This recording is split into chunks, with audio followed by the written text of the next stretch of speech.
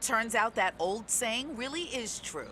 Good things come in small packages, and native New Yorker Suzi Siegel is out to prove it. As the author of the new book, Tiny New York, she knows some of the most amazing things in this city aren't big at all. Suzi grew up in a tiny apartment in the Bronx.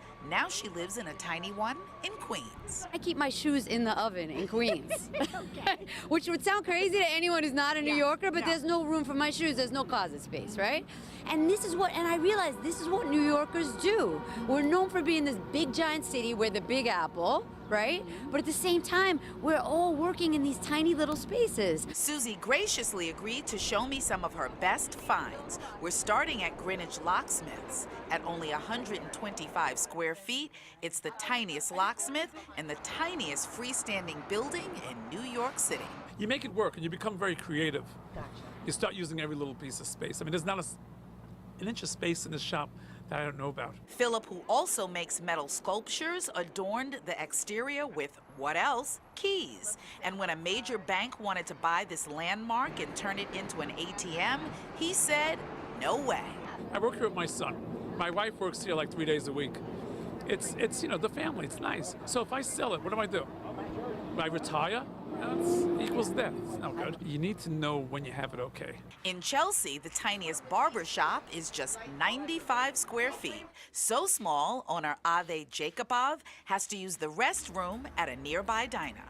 But Avi, who's also a matchmaker for his clients, doesn't sweat the small stuff. You have to keep going because you have to make a living and have to work. Okay. So we'll just call it cozy.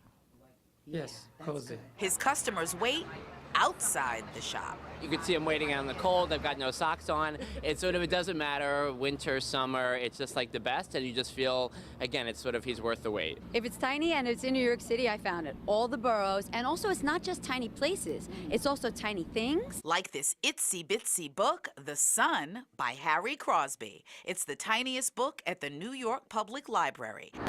Our last tiny location is the West 4th Street Courts, half the size of a regulation-size court. It's also called the Cage. There's not a lot of time to get the shot off, so everybody has to be super aggressive when they play, and that's what makes it great basketball, and that's why tourists come from all over the world to stand behind the cage and watch these players. This court has produced champions. Smush Parker, Stephon Marbury. I call it tiny court, big talent. Crystal, thank you very much for that. Joining me right now is the author. This is Suzi Siegel, and I've got her book right here, who's the author of Tiny New York. I love the size of this book, too. It's a tiny book. It is a tiny book for the Big Apple. I like the idea very well. You have a lot of great things in this book. I was flipping through it, right? You can buy it on Amazon, by the way. I want people to know that. There are a couple in there that I really want to point out right now. Right. One of your favorites. This is Sully. This is the NYPD's tiniest dog? Yes. Bomb-sniffing dog. That is correct. Tell me about that. So normally when you see bomb-sniffing police dogs, the police dogs, they're German Shepherds. Big, giant, intimidating dogs. Not Sully. Sully's 45 pounds. Wow. So he's the size of a small child. Yep.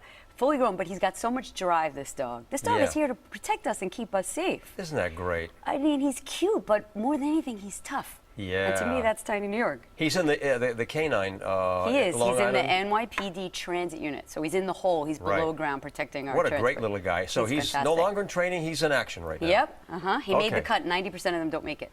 Good, Sully. Go for it, all right? Sully. Now, you know, we're all thinking about apartments in New York, right? All right. But there's a studio loft. It's like 400 square feet. Show it. Take a look at this and tell us about it. So, Mama, Papa, and Baby all live in a studio loft. No bedroom. Unbelievable. No bedroom. They have to be very neat.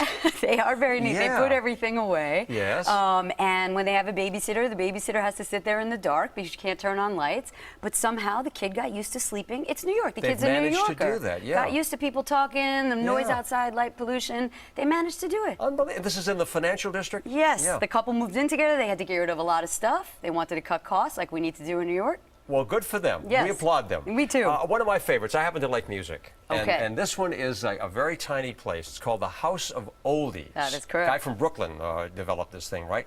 Tell us about his record collection. So he just records, no tapes, no CDs, no nothing. He's got a big sign. He calls you an idiot if you come in there looking for anything that's not a record. Yeah.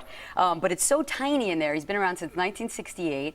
It's so tiny that he really doesn't have room to put things in alphabetical order. Unbelievable. But he's got a bargain bin, and I'm going to go down there and check He has him a out. great bargain bin, but if you look for the Moody Blues, they might be under W. He's got no space left under M. Hey, tell me about this tiny diamond now. It's called the Rising Sun. Okay, so what is more quintessential in New York? There's the Yankees. We have the tiniest Yankee. Right. And I went to the Diamond District, and I walked around. We all know 48th Street. Right.